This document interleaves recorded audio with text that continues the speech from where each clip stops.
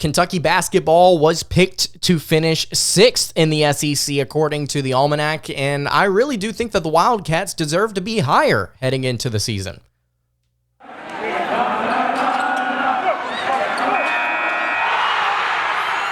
You are Locked On Kentucky, your daily podcast on the Kentucky Wildcats, part of the Locked On Podcast Network, your team every day.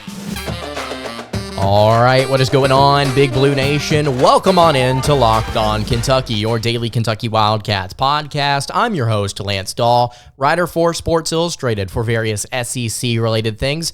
But on this podcast, we take a dive into all things Kentucky athletics. Today's episode is brought to you by Jace Medical. Empower yourself when you purchase a Jace case, providing you with a personal supply of 5 antibiotics that treat 50-plus infections. You can get yours today at jasemedical.com. That's J-A-S-E medical.com. On today's episode of Locked On Kentucky, we are going to be taking a look at what the Almanac has to say about Kentucky basketball in the SEC this season.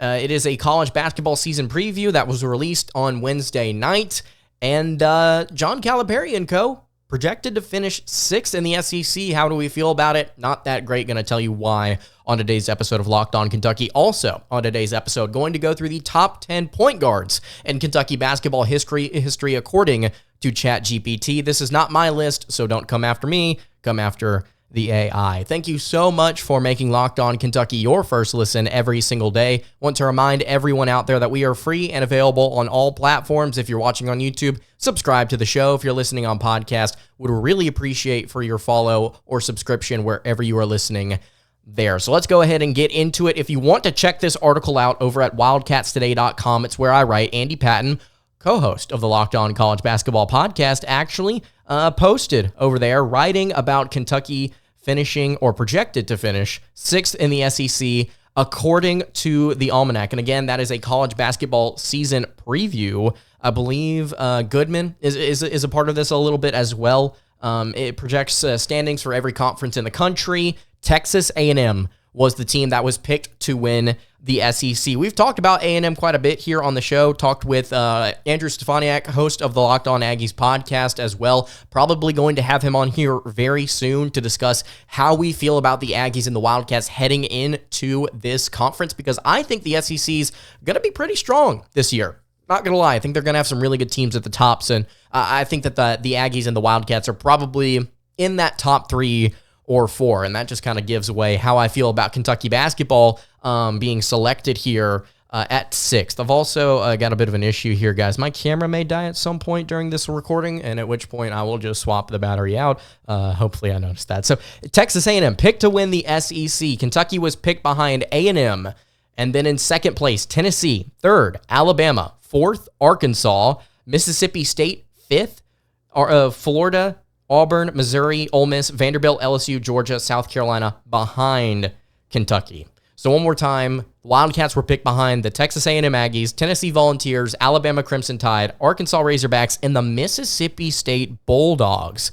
We've talked a little bit here on the show, just kind of going through the different transfer portal additions in the SEC, how good Mississippi State could potentially be this season with some new offensive weapons around their really talented center, Tolu Smith.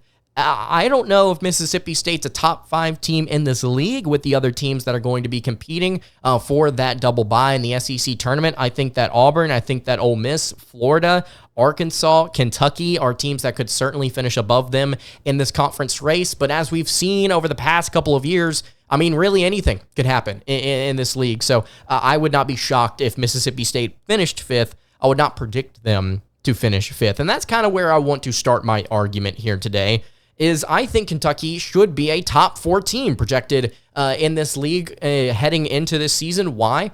Well, to look at last year with the issues across the board on the roster, with the injuries that piled up, Kentucky was still able to be I believe, if I'm not mistaken, a top 4 team in the SEC. Now, obviously, the Wildcats were nothing special heading into the NCAA tournament, but whenever it comes to conference play, the Wildcats were still able to finish 3rd at 12-6 across the league slate. So I think Kentucky heading into this year when you look at their roster compared to last season, I think you are significantly better at guard. I think you have 2 guards that you can feel really confident in leading this offense. And then you've got a couple of guys off ball that you have to feel very excited about. One of them returning in Antonio Reeves, and then Reed Shepherd also as well, I think can do a lot of great things for Kentucky coming off the bench in Reeves' absence. So I think that you have great backcourt players. I think you have a NBA lottery pick in your starting wing with Justin Edwards, a tank in Adu Thiero. We talked about him potentially starting for the Wildcats recently, actually, on the podcast. And then if your front court is healthy, this is a top 4 team in the league. I mean, just based on what they have on paper and based on how Cal has done things in the past with freshmen, you'd like to think that a good regular season is in store for UK, at least in 2023. I don't necessarily know if I feel confident saying that Arkansas retooling their roster, they got some great transfer portal players in there. How does that shake out in league play? I think that that's a conversation that we need to have about how they are able to handle things and gel together. Obviously, they're a very good postseason team. Eric Musselman and co. have proven that over the past couple of years. How they do in the SEC, though, I think that's something that we have to watch. Alabama obviously lost a couple of their best players, Brandon Miller being the primary star there. They brought in a couple of different dudes at guard that I think you have to be really excited about. But I don't necessarily know if they have the height to contend like they have the past few years in this league. I think maybe Nate Oates and his system can kind of carry them to a good season. That's a very good possibility. But Alabama's going to be short. Obviously, they brought in Grant Nelson. I don't know how excited I am about him if I'm the Crimson Tide being your starting center, not being as maybe physical as some other centers in this league. Obviously, a phenomenal scorer and a potential NBA draft prospect. Very, very special type of player with lots of potential, especially in this Nate Oates system.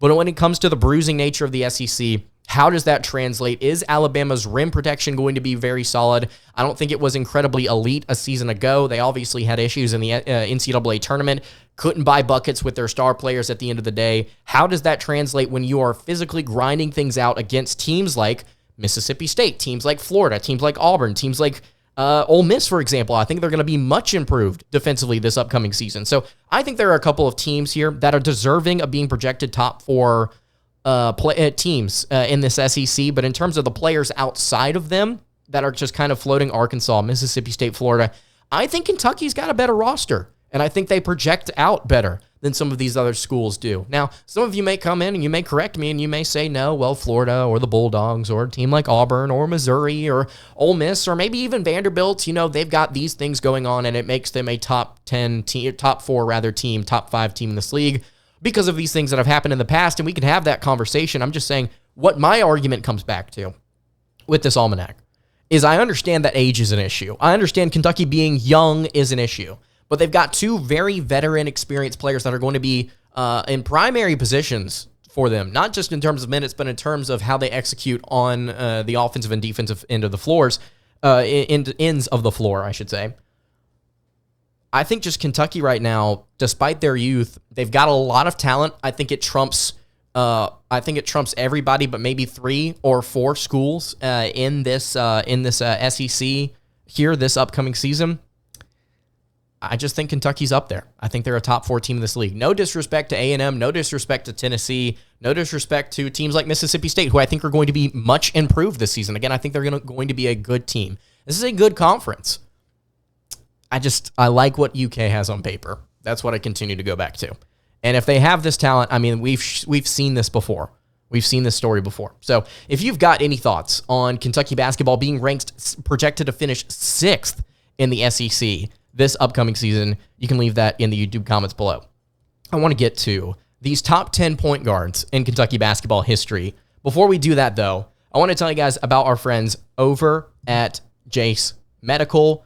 Everyone should be empowered to care for themselves and their loved ones during the unexpected. That's why Jace Medical offers the Jace Case. The Jace Case provides 5 life-saving antibiotics for emergency use and gives you a peace of mind so that you're not just hoping that you have access to medication in an emergency. Jace Medical makes sure you have the medication in hand, and it's really simple. They handle everything from the online evaluation to licensed pharmacy medication delivery and ongoing consultation and care. Don't get caught unprepared. Save more than $360 by getting these life-saving antibiotics with Jace Medical, plus an additional $20 off using code LOCKEDON at checkout on jacemedical.com. That's JASEmedical.com, promo code LOCKEDON. All right, continuing along here on the Thursday edition of Locked On Kentucky. Lance Dawe hanging out here with you. Thank you so much for making Locked On Kentucky your first listen every single day. So we did this on a recent episode asking about the top 10 centers in Kentucky basketball history. We asked ChatGPT and AI what they thought about this. And they gave a pretty interesting list. If you want to go check that out, I think it's the most recent episode here on YouTube, also on the podcast feed. If you want to go take a look there before this episode, it was a roller coaster, I think. And obviously, Oscar Tshiebwe's not on there because of ChatGPT's one issue, which we'll point out here before we dive into today's list. It does not pick up things January 2022 on. It only has history and sports notes all the way up to December of 2021. So 2022 on, it's got nothing. So keep that in mind as we dive into this top 10 list here. To be honest with you, I don't think that there were any Wildcats over the past 2 years that deserve to be in this top 10 list. Maybe you disagree. I don't necessarily think so. Without further ado, though, let's start here at number 10. At number 10, if you had to guess what on earth ChatGPT, the AI, thinks, and again, if you want to leave a comment about this, I would strongly encourage you to do so. Just don't get mad at me. Brandon Knight is your number 10 point guard in Kentucky basketball history. Played 1 year, 2010 to 2011, and this is what ChatGPT says. A combo guard who is clutch in big moments, particularly in the NCAA tournament in 2011. 17 points per game, 4.2 assists, averaged almost a steal per game, shot 79% from the free throw line, 37% from three, very solid there. Only shot 46% from two, giving him a 42.3% field goal percentage overall, also averaged 4 rebounds per game. Brandon Knight was really good in the one season that he played with the Wildcats, and I can confirm he had some really strong clutch moments for UK. Now, of course, obviously, Kentucky basketball didn't win a national championship that season. I believe, I'll just pull it up here for you real quick. They lost in the semifinal, they lost in the, I want to say in the Natty chip to Connecticut. Am I tripping right now? Am I just completely forgetting how this 2011 season played out? I'm so sorry, y'all. I'm completely forgetting how this 2011 season played out. You lost 56-55, I believe, in the Natty Chip to UConn, if I'm not mistaken. I could be wrong there. I apologize if I am. If I'm not mistaken, it was, in fact, it was the Final Four. Duh. Lance, come on now. Anyway, Brandon Knight's your number 10 player. Let's move along. I have just shown just how long of a day it's been for me going through Brandon Knight in 2011 history. How that completely slipped my mind, I don't know. Brandon Knight's your number 10. Number 9 is Anthony Epps. Some of you guys may remember him. I was not alive whenever he played 1993 to 1997. I don't know if he deserves to be on this list. I'll tell you in just a second why. But ChatGPT says Epps was the floor leader for the 1996 championship team and is remembered for his steadiness and leadership. Anthony Epps averaged in his career 6.2 points, a little under 4 assists, 2.3 total rebounds, 1.3 steals. He shot almost 40% from three, only shot 43.5% from two, shot 82% from the foul line. So he was a good shooter. He also just did not get a ton of minutes until his final year, where he averaged almost 9 points, almost 5 assists, over 3 rebounds per game, shot 38% from beyond the arc, only 40% from inside the arc. So he had his moments. He certainly had his moments. He was an efficient player from beyond the arc and distributing the basketball whenever he was given the opportunity, and racked up some numbers for UK. Is it deserving of top 10 all-time status? Possibly, because he won a ring. But at the same time, I don't know if there are not any other guards in Kentucky history that I think could compare to him statistically. I think that would be just as, if not more, impressive. So Anthony Epps at number 9. At number 8, Roger Harden, 1982 to 1986, one of the top assist leaders in the program's history. Averaged 4.1 assists per game during his career, 498 of them during his 4 seasons with the Wildcats. He hit 232. In his final year, that was good for 6.4 assists per game. Also averaged 6.8 assists per game. Shot almost 84% from the foul line, 52% from the floor. That's according to Sports Reference, by the way. If you want to go check out any of these stats, just literally Google their name, put college stats after it. Very, very solid. That's what you want your point guard to do, distribute the basketball. And he absolutely got it done in his senior season. One of the best assist men in Kentucky basketball history, Roger Harden, I think deserves to be in the conversation, to be on this list at the very least. Number 7, De'Aaron Fox, a little bit of a more modern player here.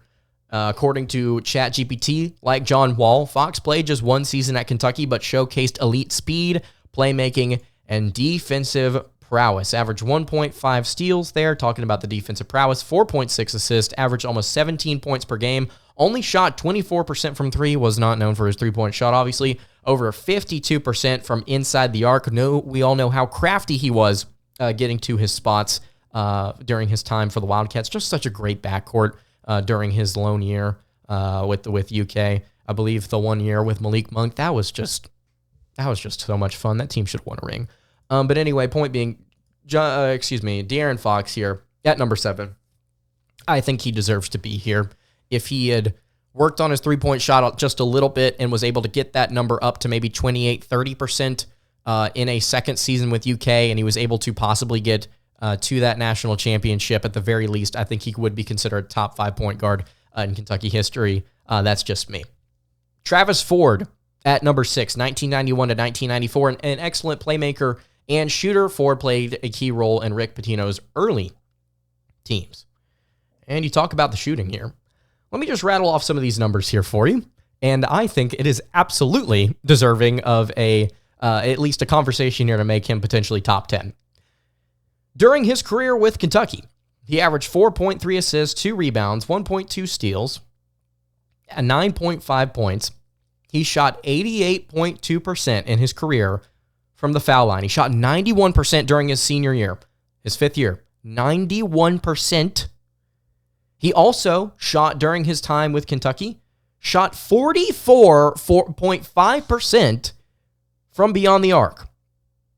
In his second year with the Wildcats, after transferring from Missouri, he shot 52% from 3, averaging 5.6 3-point attempts per game. The man put up 5.6 3-pointers per game and hit 3 of them per contest.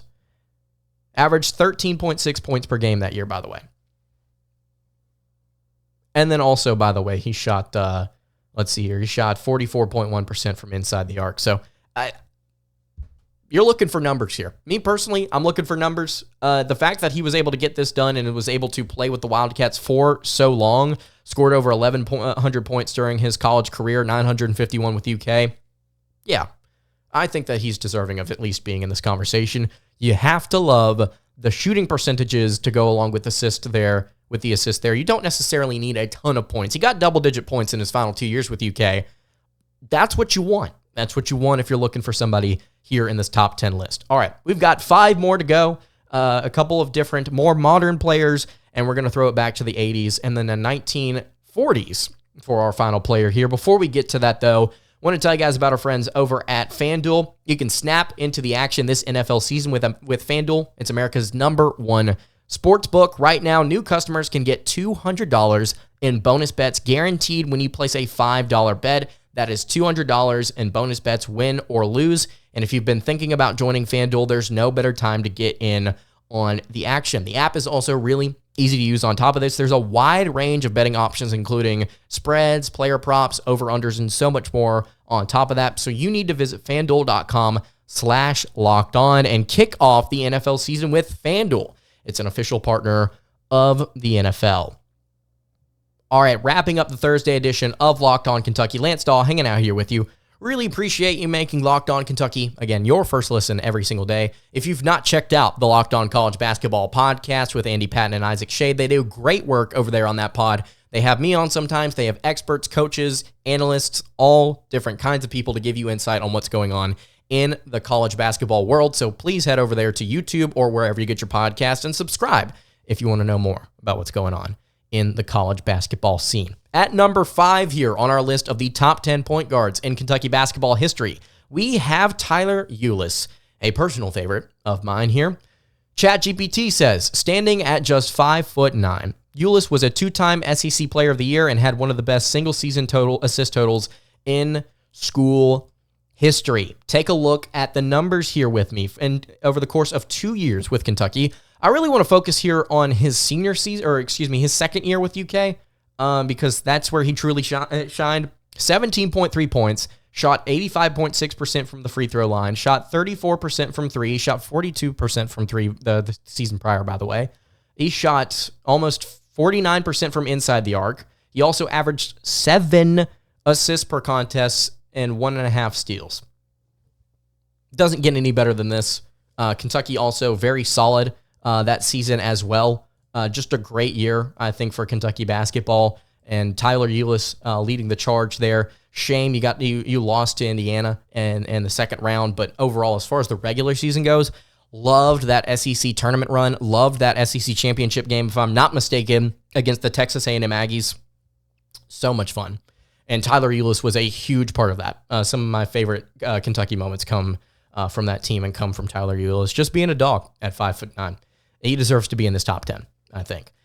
At number 4, we've got another pretty recent player, one of the bigger ones during John Calipari's first year with the program. John Wall played just 1 season for the Wildcats, but made a significant impact. Wall's speed, vision, and playmaking ability set him apart. That's what ChatGPT had to say here. Taking a look at the numbers. In just 1 season, 16.6 points per game, 6.5 assists per game to go along with 4 turnovers per game as well. Just want to note that there. 75.4% from the foul line, 32% from 3, shot over 50% from inside the arc, in 34.8 minutes per game. 616 points in 1 season with UK. Solid. Think it's top 10 worthy. What he was able to do. Again, the speed is what you remember. The strength and the finishing. The highlights from that team. That team was also another team that was a lot of fun. Very young whenever that team played. So don't remember a lot. I have to go back and watch highlights and get to appreciate just how special a player like John Wall was. Into the top 3, and some of these players you may not recognize. If you do remember them, would really appreciate it if you left them in the YouTube comments below. I've not gotten a chance to read y'all's individual comments, but I got to see some of you talk about some of these players that you remember, the centers here from the 80s and the 90s, and that was really awesome. I need to dive into what you guys had to say about these different players. Really, really cool stuff. Dirk Minifield, 1979 to 1983. He was a tremendous ball distributor and ranks high on Kentucky's all-time assists list. If you go and look, he had 646 total assists, averaged 3.7, 5.4, 6.3, and 5.8 assists in his 4 years with the Wildcats. For you to average almost 4 assists as a freshman and then to just go through and just tear things up while also shooting 52% from the floor and getting yourself 8.7 points per game. He had double-digit scoring seasons in your sophomore and junior year. At 6'3", back in the 80s here. Yeah, absolutely. We'll take this. These are great numbers considering the era, and I will absolutely take this as a top 10 player in Kentucky basketball history. Kyle Macy, 1977 to 1980. This is number 2 on the list, a key player for the Wildcats. Macy was known for his shooting, ball handling, and leadership on the court, and boy howdy, did this dude shoot pretty darn well overall at Kentucky. Shot 52% from the floor, also averaged 4.8 assists per game, averaged 15.4 points per game in his final year, almost averaged 13 in his year that Kentucky won the national title in the 1977-78 season. Transferred in from Purdue, by the way, averaging almost 14 as a freshman at Purdue, and then proceeded to get even more buckets with the Wildcats. 1,411 points during his time as a Wildcat, 1,784 overall. Again, for a player that's in the 70s and the 80s, great numbers. You got yourself a ring. I think that's definitely top 10 worthy. Ralph Beard is your number 1 player. According to ChatGPT, best point guard of all time in Kentucky basketball history, part of UK's fabulous five that won the NCAA championship in 1948, 1949. Obviously, we got to talk about, I believe it was Alex Groza on yesterday's show, about how he's one of the best centers in Kentucky basketball history. 12.5 and then 10.9 points per game in his 2 seasons with UK. He shot, it says, 29% from the floor in his second year with UK. But it says he shot overall 64.9% during his career with the Wildcats, according to Sports Reference, even though it does not show what he shot during his first year, his junior year with UK. So interesting that they don't have the numbers there. I mean, I'm not particularly shocked considering it was the 40s. But Ralph Beard getting those 2 rings for the time, getting those numbers as well. I think it's deserving of top 10. Don't know if it's necessarily deserving of a top 5 first overall ranking. Maybe you guys disagree because of the rings. If you have any thoughts on Kentucky basketball's top 10 point guards in their history, you can leave that in the YouTube comments below. All right, I think that's going to do it for today's episode of Locked On Kentucky. You can follow the show on Twitter at LockedOnUK. You can follow me on Twitter at LanceDawe_, and you can follow the show over on Instagram. That is at Kentucky Podcast. Any questions, comments, concerns, leave them in the YouTube comments below. Hit me on socials. I will see you all tomorrow for another episode of Locked On Kentucky. Hope you guys have a great rest of your day, and God bless.